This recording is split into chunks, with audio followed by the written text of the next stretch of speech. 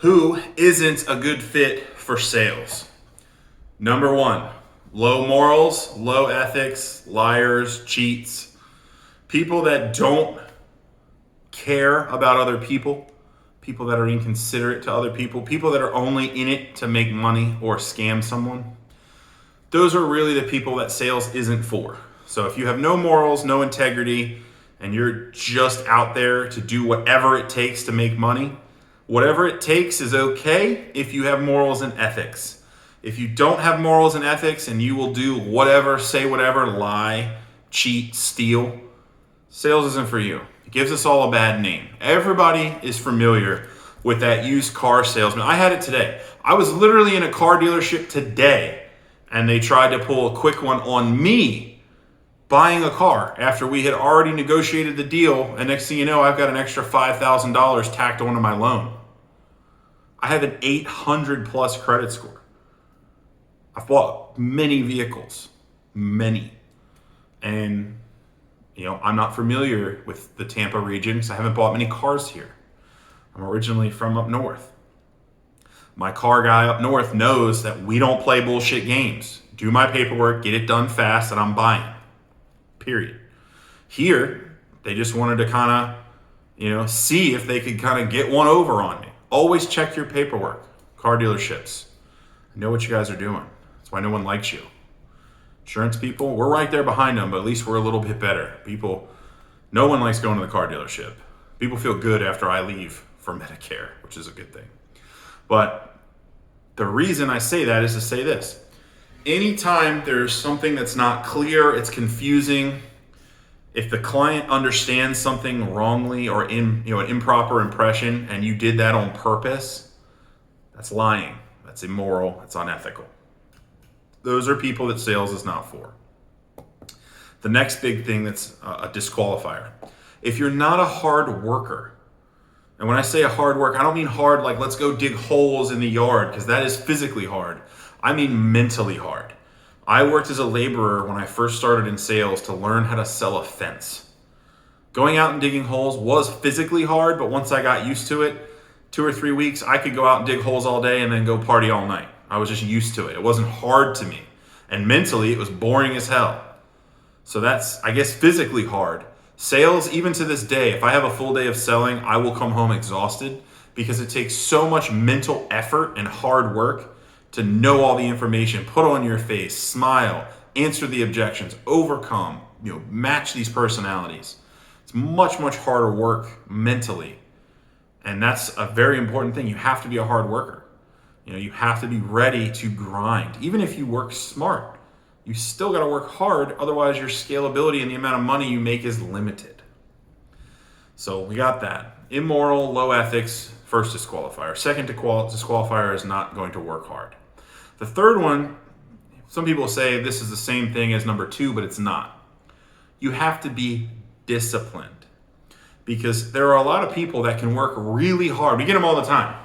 They want to join the team and they start out as this house of fire and they do everything that I say to do exactly how I say to do it for the first month or the first 2 months.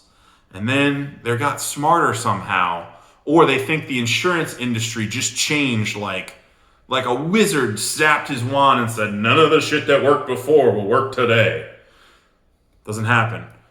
They change everything, or they don't do steps in the process, or they don't want to buy leads, or they don't want to make calls because they worked really hard and they made some money, but now it's like, let's put it in cruise control, or I don't know if I want to do this. Or they find, hey, I made 20 grand last month. That's way more money than I need to be comfortable. I only need 5 to 8 grand. So now I'm going to lower my effort to be 5 to 8 grand. And then they're going to complain, well, I didn't make all the money you said I was going to make. And I'm like, well, the month before you did. I mean, how many calls did you make? How many people did you go see? Did you go door knock? Did you go do the things you're supposed to do? Well, like the first time I made 7,000 calls and I ran 40 appointments and, I made $15,000. And I'm like, oh, that's cool. How many did you do this month? 20.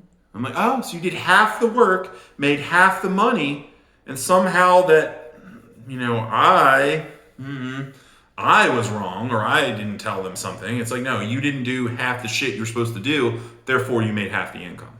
So that's the third thing. You have to be disciplined.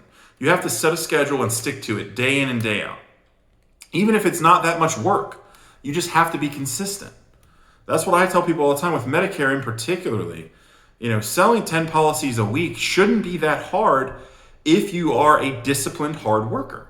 You should be able to be in the field. I mean, if you're in the field 3 days and you have booked up days, 3 days with 6 appointments, that means you're running 18 calls. You should be able to sell 10 Medicare Advantage plans or Medicare supplements. If you're not selling at that level, then that means number one, your process sucks. You don't know how to sell. Number two, you don't know what you're doing, meaning you don't know how to explain Medicare or Medicare supplements, Medicare Advantage. Or number three, you're not setting good appointments. You're not seeing the people. I know a guy that would set appointments and then not go to them, which is insane to me because he was afraid. He was uncomfortable. He's like, I made the appointment, and then he wouldn't go. Or I get people that sit in their car when they're supposed to be door knocking. Look, I know door knocking for life insurance is hard, but if you're not going to go out and do it, you're never going to make a sale sitting in your car. It's just never going to happen. And then I get people that are always like, I want to sell from home. Okay, are you ready to make 3,000 to 4,000 phone calls a week? Well, I have to make that many. Well, if you want to make, you said you want to make 25 grand. So I'm thinking you're going to need to make a lot of calls depending on the leads and things. There's a lot of factors, but I like to throw that number out there and say, hey, you ready to make 3,000 calls this week? If they say no, then I say phone sales isn't for you. Now, I know it doesn't take that many calls, but I want them to understand that the amount of work needed is going to be a lot more than they think it is. So you have to be disciplined. Number 4, the other big disqualifier is people that can't manage money. So I get a lot of people that can do the first 3 things, and then number 4 absolutely cuts their legs out from under them. They can't manage their money. So what I mean by that is they go out, they spend $3,000 on leads, and they turn into $10,000 in commissions, and then they spend all $10,000, and then tragedy strikes, and they get a charge back. They lose $1,000. Their car breaks down. They got to spend another $1,000. Well, they spent all their money. So now they're $2,000 in the hole and spent $10,000, and they're in a pickle, and they can't buy any more leads because they can't manage their money. So I try to teach them, hey, set aside, make back your lead money first. Because even if all else fails, start again. Buy new leads. You spent $3,000, you made $3,000, you broke even this time. Did you learn anything? Can we work on your sales process? Can we work on your follow-up process? Can we work on your skill set? Because that's pretty good. You spent $3,000 and made $3,000. You're learning. The next time you should be a little better. Spend $3,000, make $4,000. Now you got $1,000 profit. Do it again. And you just keep working the process until you're good enough to where you can spend $3,000 and make 10 to 15 grand or more. But you always want to be able to at least 3 times your money. You spend $3,000, you want to make at least $9,000. That's a good agent. That's doing good. That's where I want you to be. So if you spend $5,000, you make $15,000. You got to spend money to make money in this industry. But if you can't manage your money, you're lost. So low morals and ethics, not a hard worker, no discipline with their schedule and their self, and they can't manage money. The last thing is a complainer. Someone who's going to be constantly unhappy or negative. If you're a negative person, and I've met people that have all 5 of these that are the absolute freaking worst, they need to just go away from me because I can't stand the air that they breathe. They complain about everything. The leads are weak. My appointments suck. These people aren't healthy. I can't sell them anything. Look, if you have a tool belt full of things to sell, meaning you can sell life insurance and you have multiple carriers, you can sell dental, you can sell Medicare supplements, HIP, long-term care. There's many products. If someone doesn't need one of those products, you have failed at explaining them, or your process doesn't uncover any needs. Annuities is in there as well. There's always something someone needs. Even if they don't buy from you, they should look at that and say, hey, I could probably use some more of this. Even if they don't buy it, they'll agree and say, yeah, I could probably use some more now. It's $32 a month, Mrs. Jones. I know that seems like a lot of money, but if you got to get a tooth pulled, this plan would cover that at 90%, probably save you $1,000 or more. Oh, okay. I've had that happen a lot. You go in and the only thing I can sell them is some dental because I got a good dental carrier. and their dental sucks with their Medicare, or their dental sucks through their employer.